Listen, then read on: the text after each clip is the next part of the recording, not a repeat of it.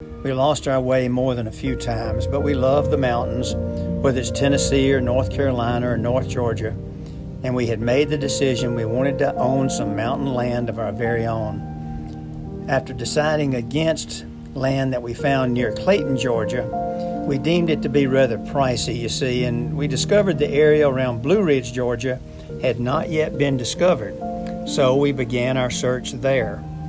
And it was here in 1988 that we met Larry Queen. He was a sales manager for the Sisson Properties Company. Sisson is a local land development company, and we learned that they had just purchased several hundred acres in an area known as Caches Valley.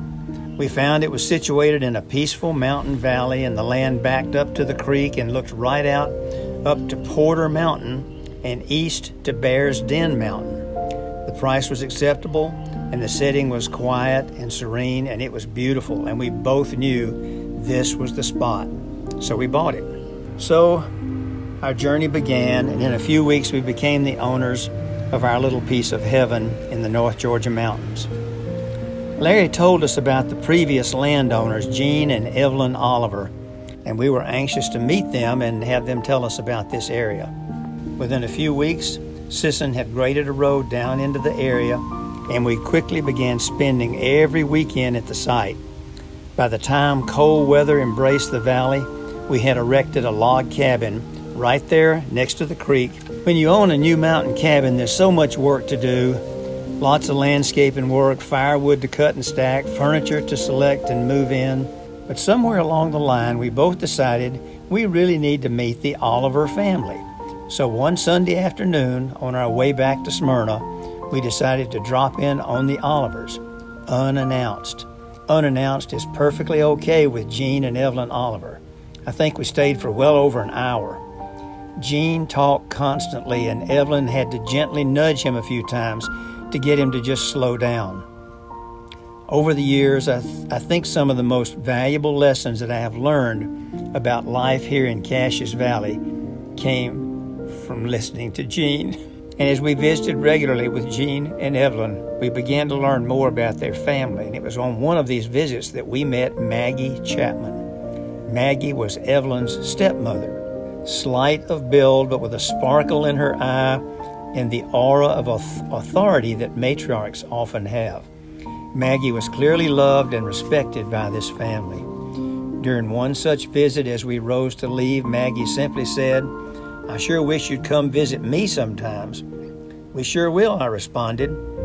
One important lesson I learned about protocol here in the mountains: if you say you're going to do something, you better do it. A person's word really matters here. So in a few weeks, we paid Maggie a visit. As we pulled off the dirt road and into the yard at Maggie's house, I noticed that she was outside working in her flower garden.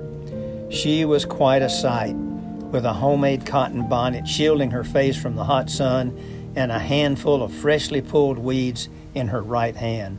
She smiled broadly as soon as she recognized us. As we walked around her yard, she spoke of the many flowers there and of her vegetable garden. After a few more minutes of conversation, we paid our final respects and began to make our way back to the car.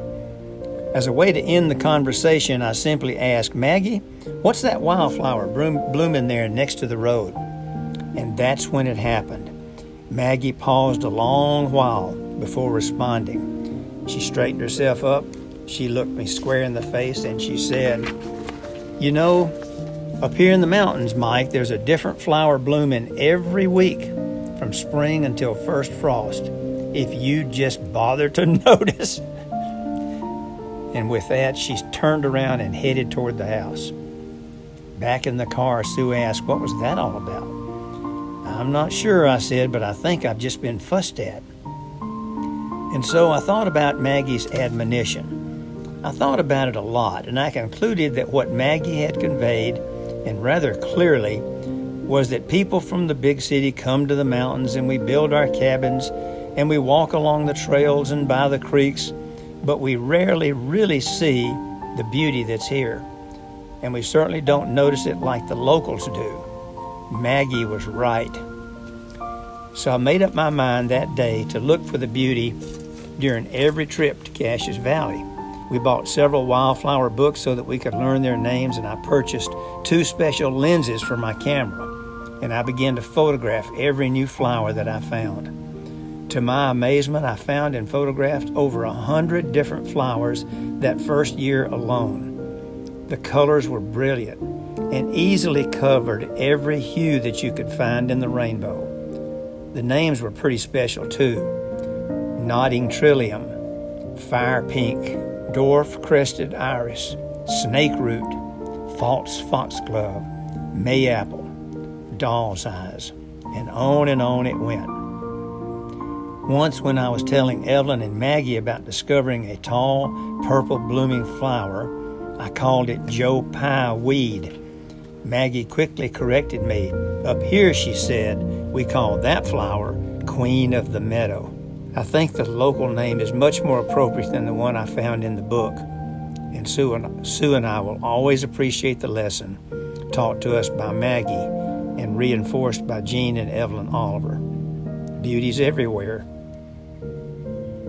if you just bother to notice.